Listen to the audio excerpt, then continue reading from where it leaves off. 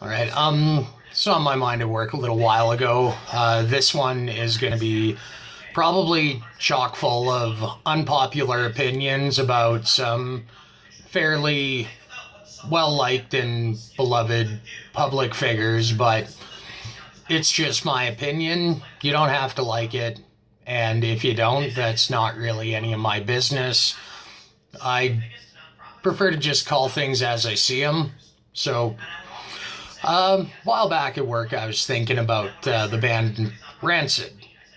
More specifically, Tim Armstrong, and more specifically than that, was kind of how,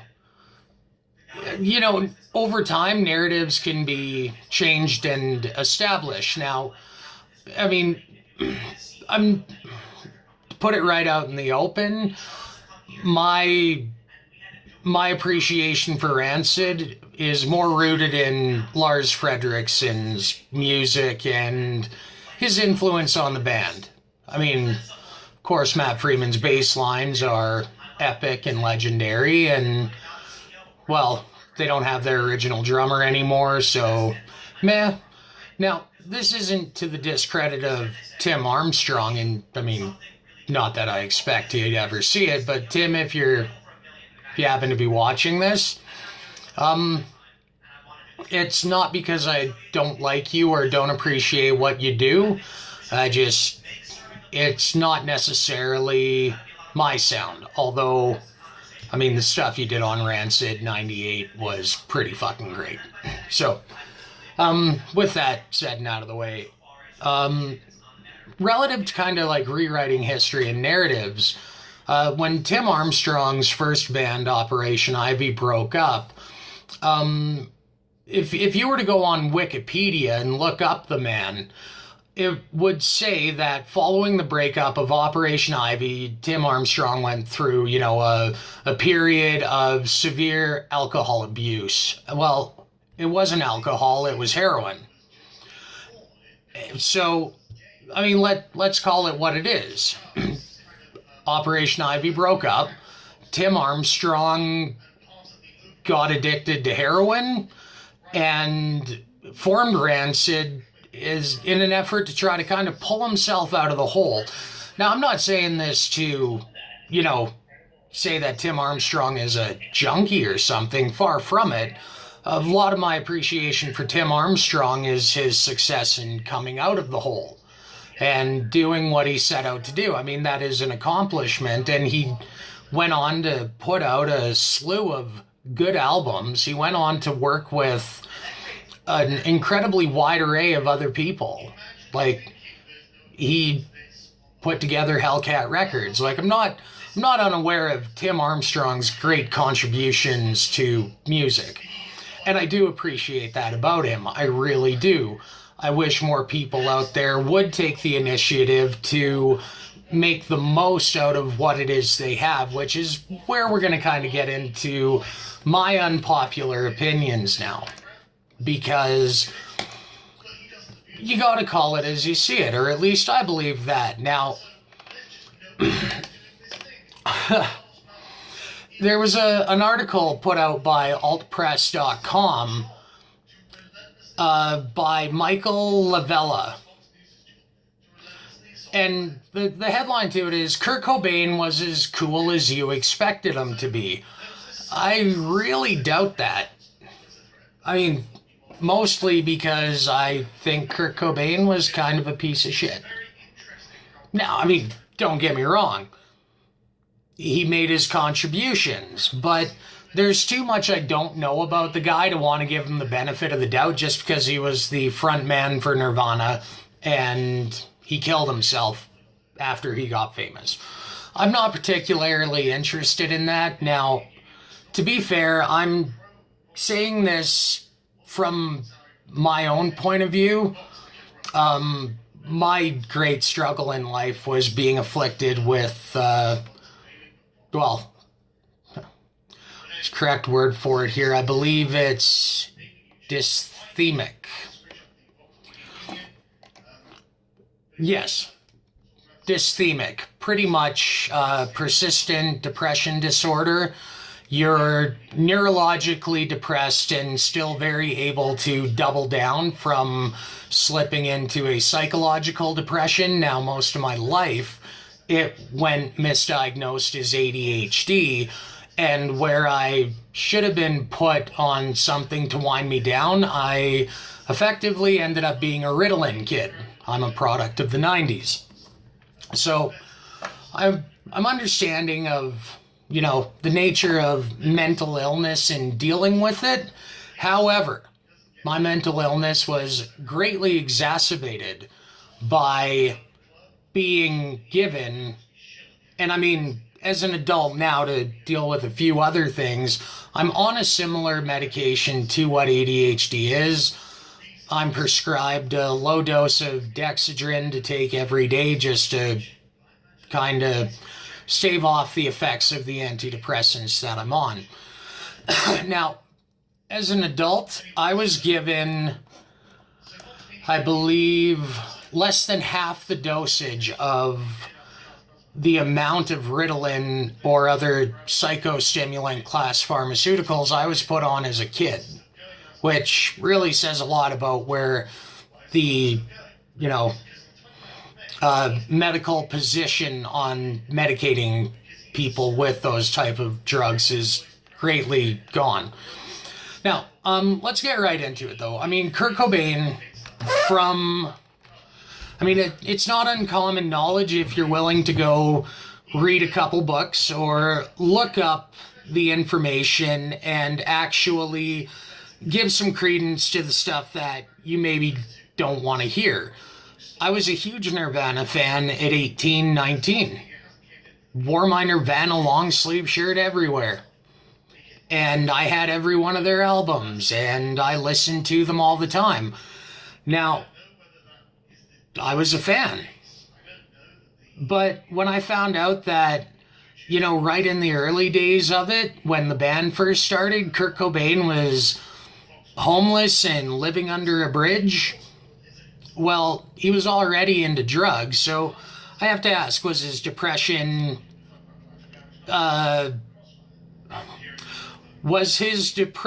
being self-medicated by the drugs? Or was it afflicted and perpetuated by them? Now, it seems to me like if that's where your life sort of ended up. I mean, my own experience with drugs and drinking throughout my lifetime, I don't drink anymore because bad experiences.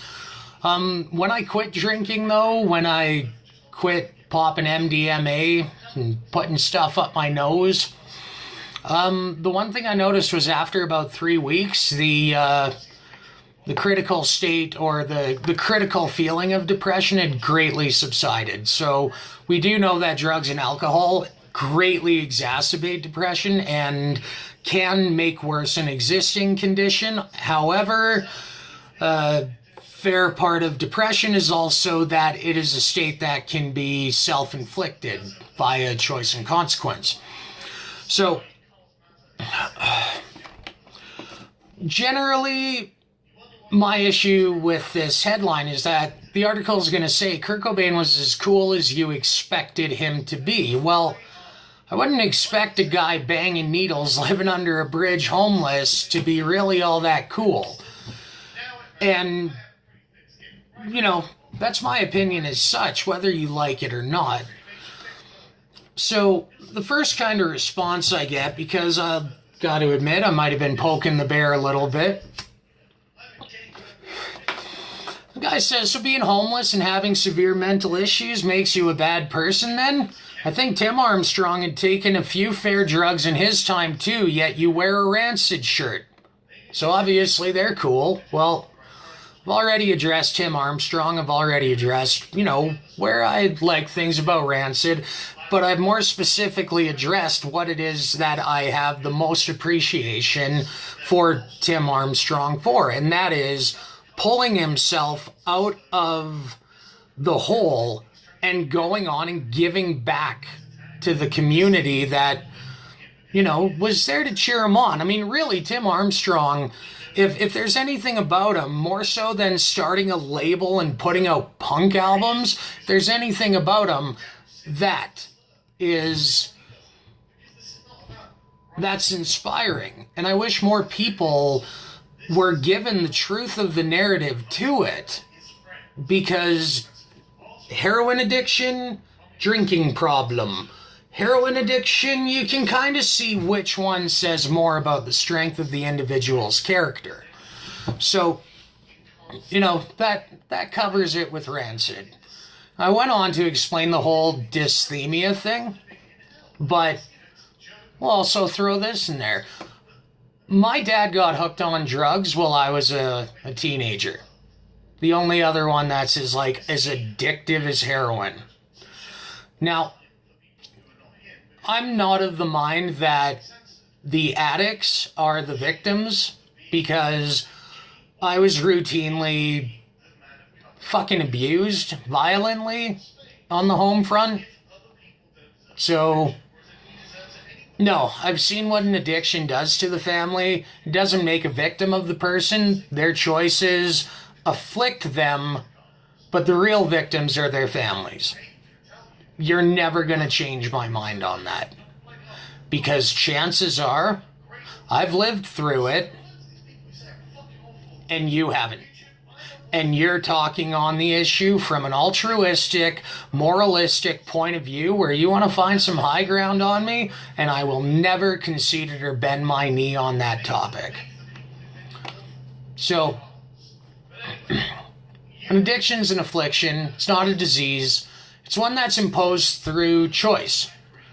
So you don't get to play the mental illness card here, defending being a junkie loser. If your depression is a result of your decision to involve yourself in addictive drugs and selfishly ruin everybody else's time, that's on you. Because nobody ever said, hey, little Billy, you see that guy covered in his own filth, homeless, banging needles under the bridge? That's the coolest fucking thing ever. Nobody. So, Kurt lucked out. I mean, that's my honest belief about Nirvana. So, Kurt Cobain lucked out. Now, I mean, everybody knows that the real talent in Nirvana was Dave Grohl, but Nirvana lucked out. And Kurt Cobain rode his success all the way to self-destruction, which I actually still find to be a little less egregious than Chris Cornell, who, in my opinion, was a vainglorious ego fuck propped up by his fan base on a lie. Now, so many people talk about Chris Cornell and how amazing he was and how he sobered up, how pretty much he managed to pull a Tim Armstrong and get out of the hole and do something good, and all the way to the end, it was a fucking lie. He was doing it the whole time. But after a death from misadventure, the rest of us would find out that we were kissing his ass and giving him an accolade for nothing. Now, contrary to Chris Cornell, we could also look at his best friend, who, if Tim Armstrong is kind of the smiley face, he's the smiley face mask, Chester Bennington would be the frowning one. Because I truly do believe Chester Bennington was a tragedy. I mean, I'm not even a fan of Linkin Park, but Chester Bennington, he went through with his integrity intact. Integrity means a lot to me. He was never shy about his struggles. He openly advocated for depression. He was actively involved in the community, he advocated the cause, and the cause supported him to an end where he just finally lost the fight. Like I said, I'm not even a fan of Linkin Park, but that one guy had More integrity than Cobain and Cornell put together, in my opinion. So, let's move on. Now, the next person who decides they want to have a row with me on it, you're talking about a man that was so unhappy and ill that he took his own life, and you're saying he didn't have severe mental issues? He was just a junkie and he wasn't talented, right? Okay, whatever you say. Okay. No. I don't think Kurt Cobain was talented. I genuinely don't. Like I said, they lucked out. It was a fluke. Now, a good one because the world got Dave Grohl out of it, but Kurt Cobain was nothing special, and frankly, I don't think he ever had control. Because I want to know what Kurt was like before he got into the drugs. Were there symptoms? Were the drugs a symptoms or a cause? Was his drug use to self-medicate an existing depression, or did the drug use cause it? Was there a lacking in resources somewhere in his bloated bank account that prevented him from getting help? I mean, I'm sure he could afford the time off.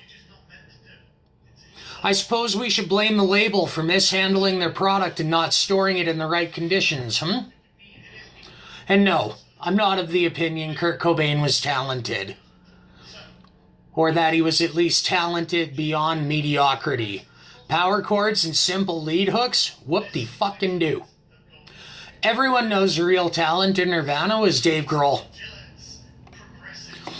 And Kurt, whose last name I can't pronounce. His bass lines were pretty good. What I'm trying to figure out is how the fuck the Decline slipped past all the fanboys. Bleach and Nevermind were solid albums. Don't get me wrong, they were solid albums, but sobriety played a large part in those, even if it was forced by poverty. Bleach and Nevermind? But after Nevermind, coarse melody degraded into wailing screams, and even those simple lead hooks and solos Kurt could string together had devolved into noise more akin to me rubbing my balls on the pickup of my guitar while tapping the neck with a slide on my finger and running it through 4 different pedals. No, Kurt Cobain wasn't exceptional. He was not amazingly talented. And what talent he did have quickly eroded once he had enough to stay on his fix and continue feeling sorry for himself. Kurt Cobain was not cool. He was a fucking loser. And then we get to the next one. Glad to hear you're perfect and quick to comment on and take a proverbial tinkle on a gent who is dead. Yeah, I'm sorry, but even the fucking statute of limitations wouldn't even apply here. The guy's been fucking dead for, more than half the time that I've been alive, so fair game. Deal with it. He was exceptional. No, he wasn't. He was mediocre at best. Who just happened to have a sob story to push the narrative of breaking the mold and the fucking 1990s American dream. Shoot smack and do fuck all. He had issues. Yeah, he did. He had a soul. Well, I hope so. And he'd probably congratulate you on your stellar opinions. You know what? He probably fucking would. Because how much of a loser do you have to fucking feel about your own state of being to commit suicide over it? In fact, I'm pretty sure Kurt Cobain would say I'm pretty fucking spot on. Although, here's where I'm going to leave this on the note. She signed it, fan person out. So this one's to you, MY.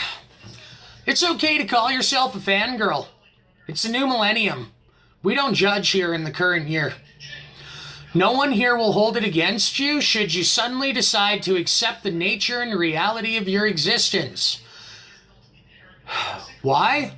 Because people in denial of fundamental facts and truths tend to lose their palate. Just ask Kurt how his last meal tasted.